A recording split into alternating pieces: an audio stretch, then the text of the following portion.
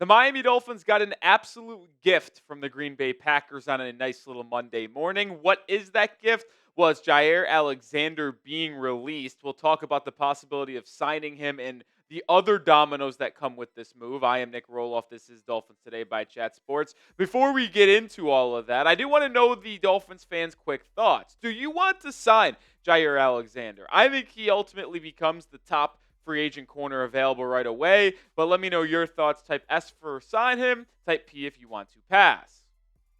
If you could not tell, I am very much in on signing Jaire Alexander. I also tweeted this out right away when I saw the news. I quoted it and said the Dolphins should be all over this, which is why you also need to subscribe and follow me on Twitter because we have more news over there. But in my opinion, I just don't think there's another corner that I would rather have on this Dolphins roster than Jaire Alexander. And I think other teams are going to view that the same way. And that's not me disrespecting the other corners that are available on the free agent market because they could come in and play for sure, but they don't have the experience. They don't have the pedigree. And quite frankly, most of them are older than Jaire Alexander at this point.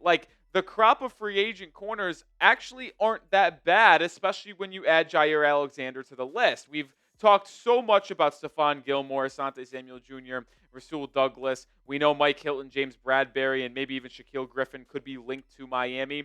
But when you think about which one could come to this Dolphins depth chart, come to this Miami Dolphins roster, and ultimately take over as that CB1 right away, which is something Miami does actually need, there is no other option than Jaire Alexander. I've taken Jalen Ramsey off this depth chart because he is not playing for the Dolphins this year. No matter how long this prolongs, there's no world where he is back on this Dolphins roster playing in 2025. So with your top two boundary corners being Storm Duck and Cam Smith, that's an issue. Kader Kohou is your top corner, and he is just a nickel guy. I don't think he can move outside due to his smaller frame. So you're relying on a UDFA who had some flashes, but nothing spectacular, and a former second-round pick who's been an absolute disaster through 2 years of his career to try to be your outside guys. It is just so ugly at that position. I said it on the show yesterday, so if you did not watch, go watch it. But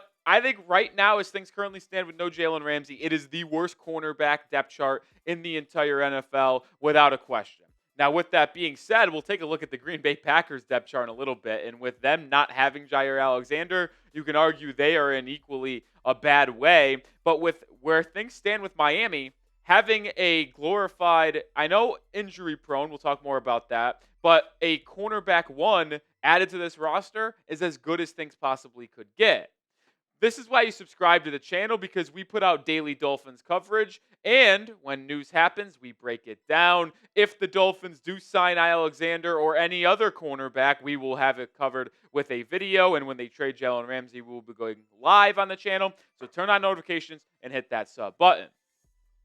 I can't tell if you have been able to tell, but I am all the way in on Jaire Alexander. There are concerns, but there are a lot of positives that come with the former All-Pro corner, multi-time Pro Bowler, who can just bring a good leadership ability to this room, but also brings a lot of pedigree to this Dolphins locker room. Alexander has been someone that would be thought of as a top 5 corner in all of football for multiple years. He has struggled to stay on the football field, yes, but he has put up really good numbers. The only concern we have with Alexander is the inability to stay on the football field. He hasn't played a full season in a very long time. If you look at the past 4 years he has been in the league, it has not been pretty when that little number of next to the GP is so low. Back-to-back years of only playing 7 games, and then you just go back 4 years ago, he only appeared in 4 games. But when he was drafted as a first-round pick out of Louisville in 2018, in his first 4 years in the league were terrific. 2018 to 2020, he just was awesome. But it has steadily gone downhill as he has aged. But it's only really because of the injuries. In the 7 games he played last season, he was good in coverage, allowing just a 56.7 completion percentage. He had multiple PBUs, a couple INTs. I think that Alexander still has good football left in him. He does. But do you trust him to be at the top of your cornerback room because of all the injuries? I mean, he has had so many different injuries, and it's not like they're just like broken bones or sprained ankles or anything like that. These are legit injuries, man. He's dealt with knee injuries, groin injuries. These were all just last season. In 2023, he had a back injury, which is always something you don't want to hear, and a shoulder injury that kept him out for those other 10 games last or 2 years ago. And then in 2021, when he only played 4 games, he had a shoulder injury. So multiple different shoulder injuries. He's had a back injury, knee, groin. Like, he's just a banged up player with a lot of mileage on him being thrusted into a starting role ever since he was drafted in 2018. Now, if you are someone who has been watching the NFL for at least a decade, you'll remember Alexander being drafted and then being an immediate impact player for Green Bay. And you're like, well, this guy's probably in the 30s. It's truly amazing that Jaire Alexander is actually still only 28 years old. Like, I thought he was in his 30s. I really did. The fact that he is basically 2 years younger than Jalen Ramsey feels crazy to me. Now, maybe it shouldn't be that crazy because, like I mentioned, Alexander drafted in 2018, Ramsey in 2016, so the math checks out. But it just feels like he has been in the league for such a long time because he's been at the top of the NFL cornerback lists for such a long time, which is something that I would much like to bring in. Now, the one concern I have is he going to want a lot of money if the Dolphins want to sign him? I thought Ghost of Adam Gase here on Twitter made an absolute terrific point, and I wanted to showcase it and kind of talk through his ideas here. First of all, Alexander's going to have a lot of people on the market. It was already reported that the Buffalo Bills and Packers talked to Jaire Alexander trade earlier in the offseason. You have to wonder if they try to now sign him in free agency. But he'll have other options. The Minnesota Vikings, teams that need corners, they are going to be in on Alexander. Plus, I think Ghost of Adam Gase is right here. He has to want to come to Miami because, one, the Dolphins aren't really in the realm of contending for a Super Bowl. So if that's something Alexander wants and is important to him, well, he's probably not going to want to come to the Dolphins. And because of the many other options and the contenders, I think that if the Dolphins want to ultimately sign Jaire Alexander, they would have to offer a pretty nice contract to the veteran, and that puts Miami in a tough spot. And he makes a good point. How is Chris Greer going to view this? Does he view Jaire Alexander as enough of a difference maker to offer him a significant chunk of change on a one-year deal despite that injury history? When you have a Jonnu Smith asking for a contract, you still have to sign other players to that cornerback room and possibly even another offensive lineman to help that depth on the interior and at the tackle position. How is Greer going to view the value Alexander brings, and what would he be willing to offer the former Pro Bowl corner?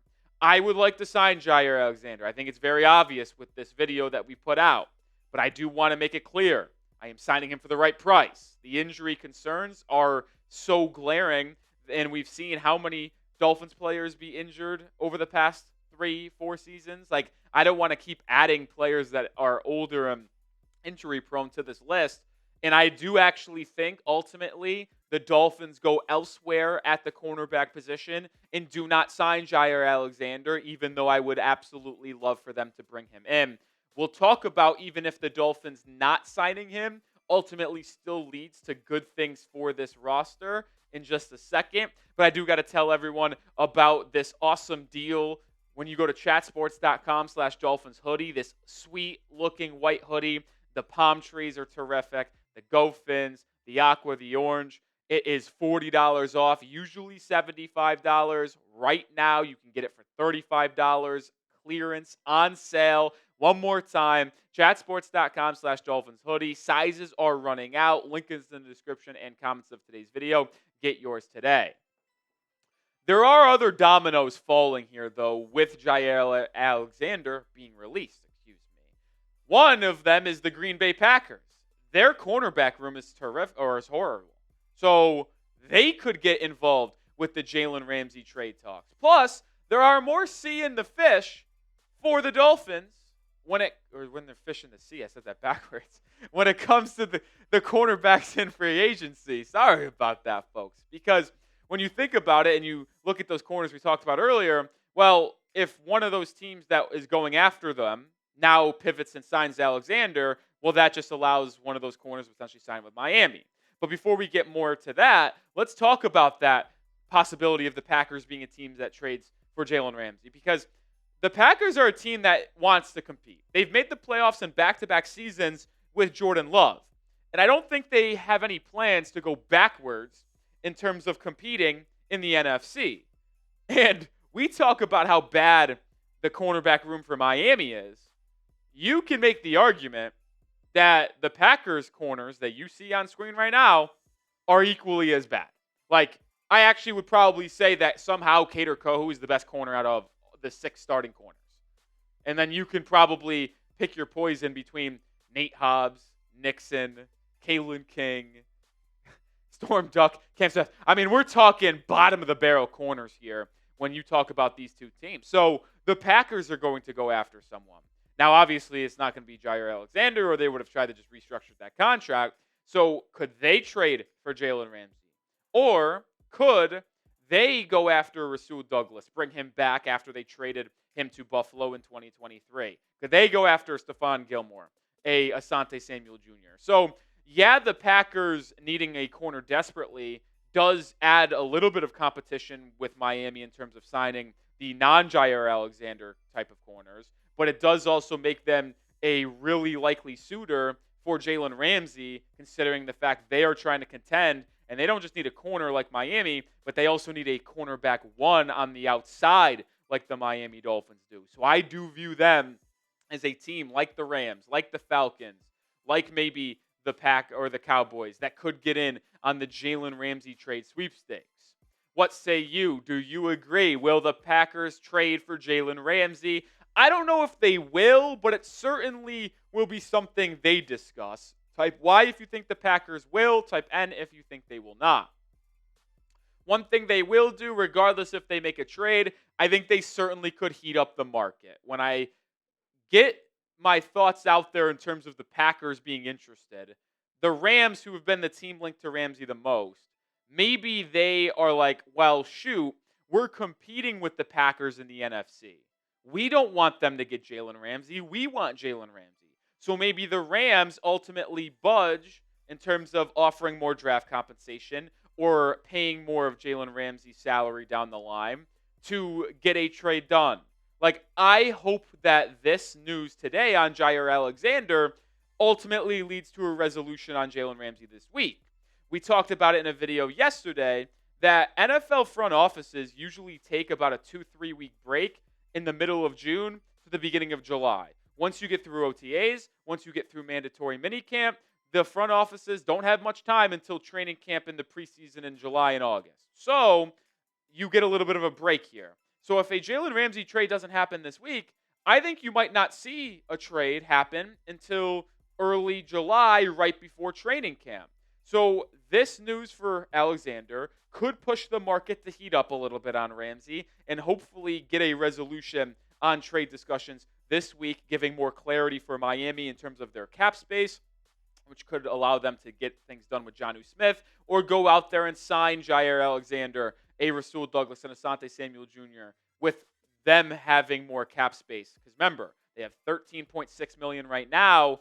That balloons up to $23 million when they ultimately release, or I guess I should say trade, Jalen Ramsey to a team post-June 1st.